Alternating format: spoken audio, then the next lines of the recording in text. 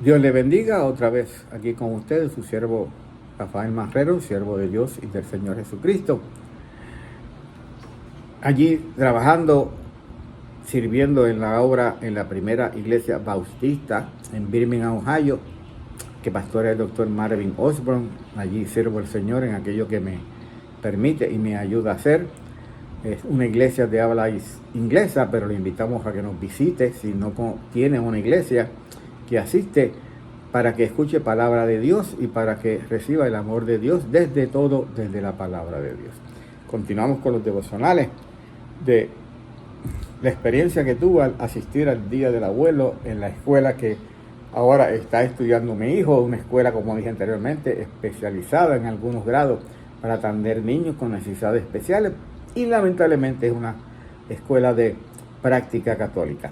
Y vi en ese Día del Abuelo algunas prácticas, unas enseñanzas falsas de la religión católica.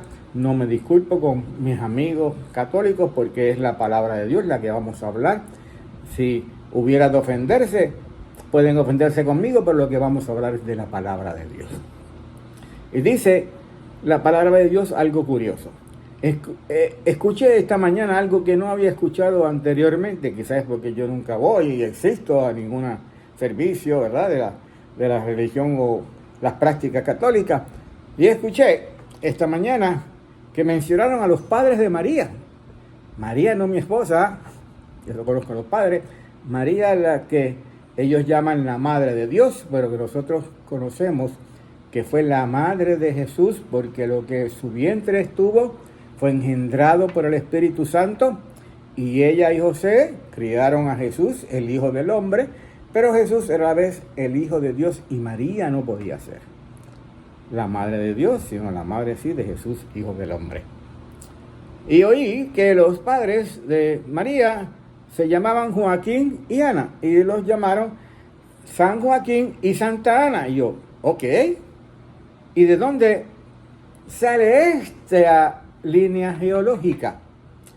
Y siempre un principio que tenemos que nosotros llevar a cabo y practicar es ir a buscar la palabra de Dios y ver lo que nos dice la palabra de Dios, porque es la palabra de Dios por la cual Dios habla a nuestras vidas y por la cual nosotros recibimos las enseñanzas de Dios.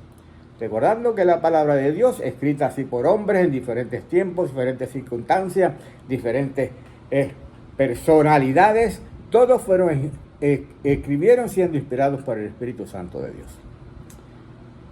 Y fui a verificar en el libro de Lucas y en el libro de Mateo, donde están las genealogías del Señor Jesús. Hay dos solamente lugares en el Evangelio, uno en Mateo, otro en Lucas. Y ninguno, primero, que ninguno habla de la genealogía de María. Todos hablan, las dos genealogías son las genealogías de acuerdo a la palabra del Señor Jesús. De Jesús. En el libro de Mateo lleva a Jesús hasta el hijo de David y después hasta el hijo de Abraham y hasta el hijo de Dios, porque el propósito de Mateo era presentar a Jesús como el hijo de David, heredero al trono de David, como el rey de Israel. Mientras Lucas lleva la genealogía a través también de Jesús, hasta decir que es el Hijo de Dios, porque el propósito de presentar a Jesús, de Lucas, era presentar a Jesús, el hombre, como el Hijo de Dios. Y esa es la genealogía. No hay mención de genealogías de María. No hay mención ni siquiera de los nombres de Joaquín y Ana. Eso es, no sé de dónde lo sacan, ¿bien? No es correcto. A lo mejor no conozco un libro de la genealogía de María, pero no está en la palabra de Dios. Y no es palabra de Dios. No es palabra de Dios, porque una persona tan importante como fue María en la vida de Jesús, ¿bien?, fue así importante, pero nunca más importante que el Señor Jesús, nunca sustituyendo el lugar del Señor Jesús en la palabra de Dios.